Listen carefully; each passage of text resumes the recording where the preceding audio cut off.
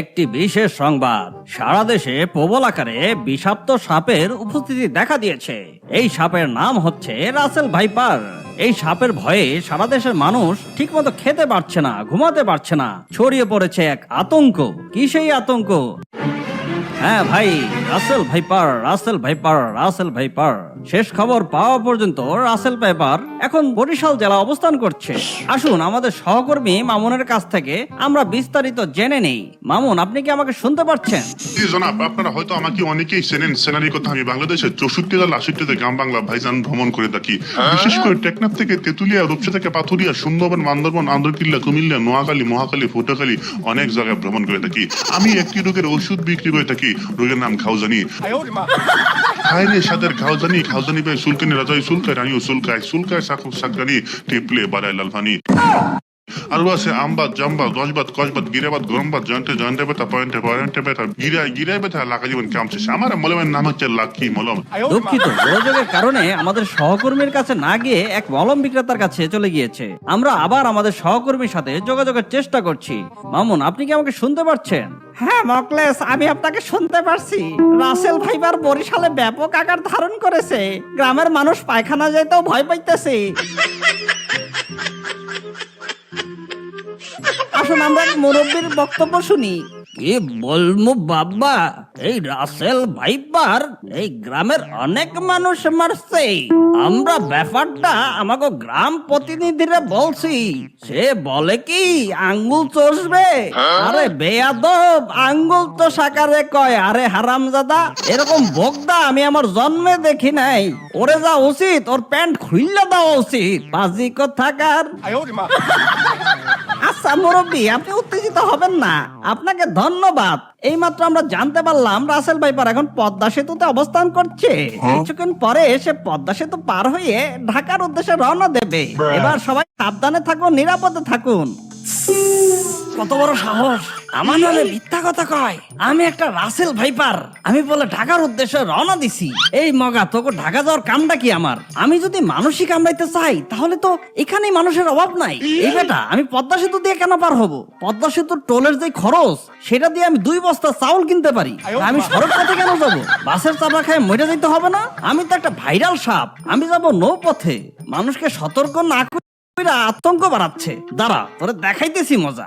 বন্ধু, ভাইরাল খান নিউজ করে ফেলাইছি, বুঝছাও? মানুষের ভেতর আতঙ্ক ছড়াইয়া দিছি। এখন দেখো আমাদের চ্যানেলের টিআরপি কেমন মারে।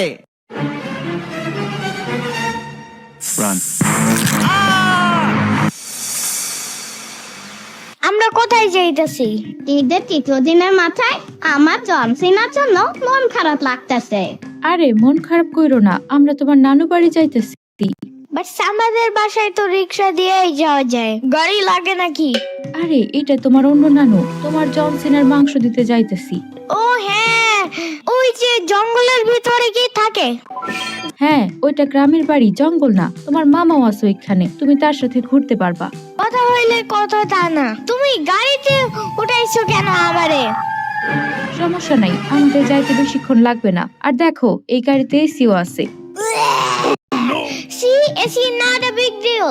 I just hate car. জলদি নামো গাড়ি থেকে।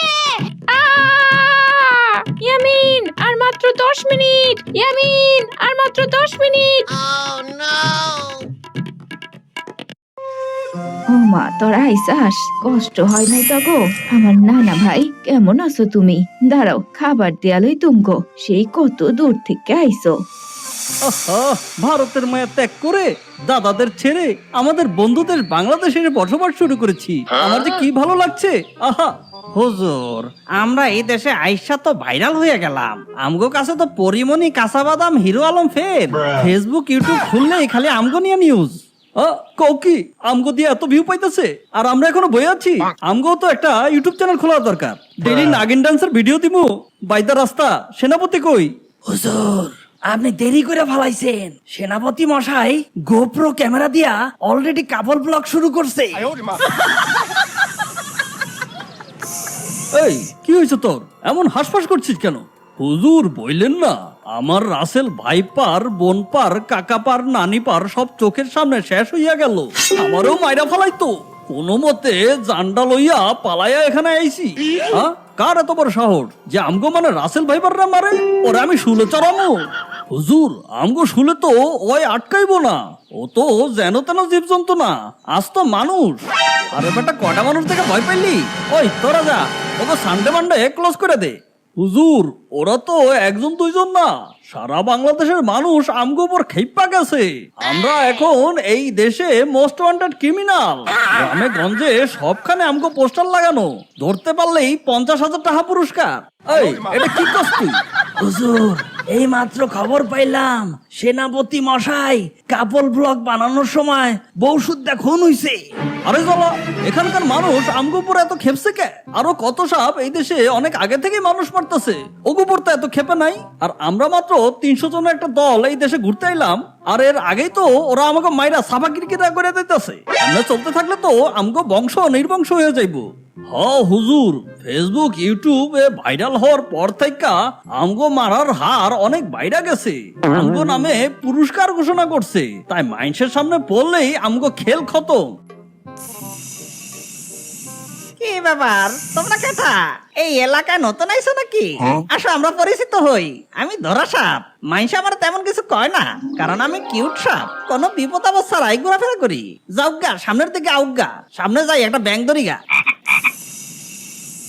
ও, তার মানে ধরা সাপরে কেউ মারতে চায় না, ওরা মারে না, মাফ করে দেয়। অবলা প্রাণী বাইবা, মাথায় একটা বুদ্ধি আইছে রে আমার। আমগো এই দেশে বাইচা থাকতে হইলে ধরা সাপ হইতে হইব। মানে কি হুজুর? আরে মানে কিছুই না, আমগো প্লাস্টিক সার্জারি করতে হইব। যাও, একটা দক্ষ রং মিস্ত্রি এটা কেন?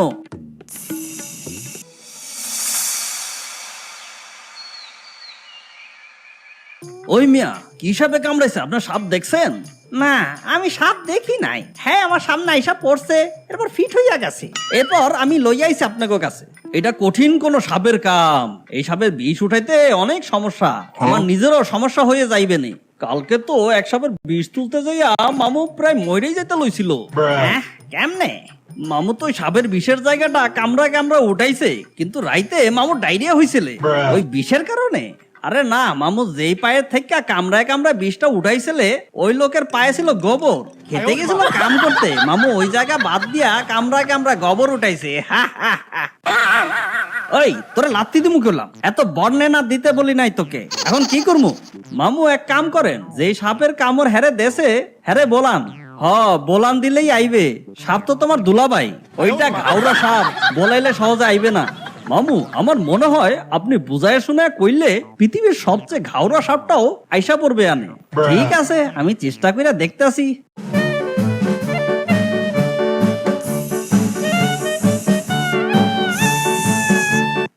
সাপ আইসা পড়ছে। এই নে নে, বিষটা উঠা। আরে কি হলো, বিষটা ওঠাও না কেন? এই বেটা, আমি বিষ ওঠামো কেন? আমি কি কামড়াইছি নাকি? তাইলে কেটা কামড়াইছে?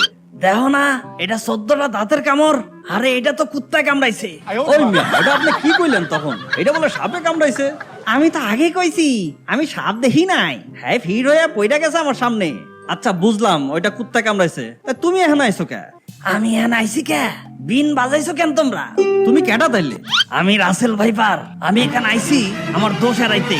একটা পিঁপড়া কামড় দিলেও তোমরা আমাকে দোষ দাও।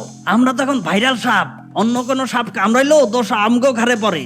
এখন আমার মেলা রাগ উঠছে, তোমাকে একজনরে কামড়াইতে হইব।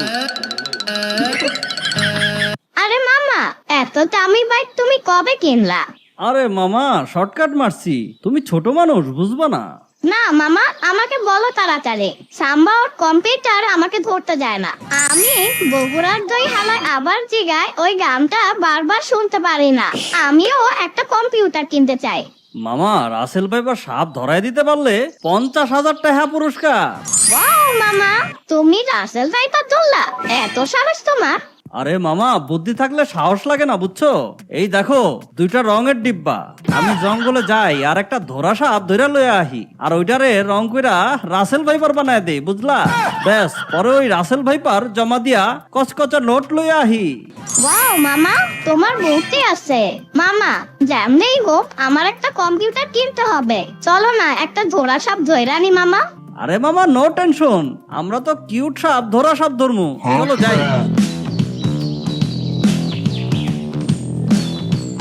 মামা, পাইছি পাইছি, ওই যে একটা ধরা সাপ। ইস ফোস ফোস করে সালনাই করতে আর বাগানাম জন্মাইছে বড় সাপ হইয়া আবার ফোস ফোস করে। বাহ মামা, আমি ধরে সাপটারে। মামা, সাপটা আমারে কামড়ে দিছে, আমি কি এখন মারা যাব মামা? আরে মামা ধরা সাপ কামড়াইলে কিছু হয় না। তাইলে মামা তুমিও একটা কামড় খাও। ঠিক আছে, এই নাও আমিও খেলাম। আউচ! এখন খুশি হইছো? ঠিক আছে মামা, এইটারে এখন রং করো। হ, আগে ভালো মতো মুইছে নাও, ময়লা থাকলে রং ভালো মতো মিশবে না। ভালো মতো ঘষো মামা। ওকে মামা, বিসমিল্লাহ। মামা, ভিতরে দেখছি অন্য রং। মামা এটা তো ধরা সাপ না, কেটা জানি রং কইরা ধরা সাপ বানাইয়া দিছে। আহ! আ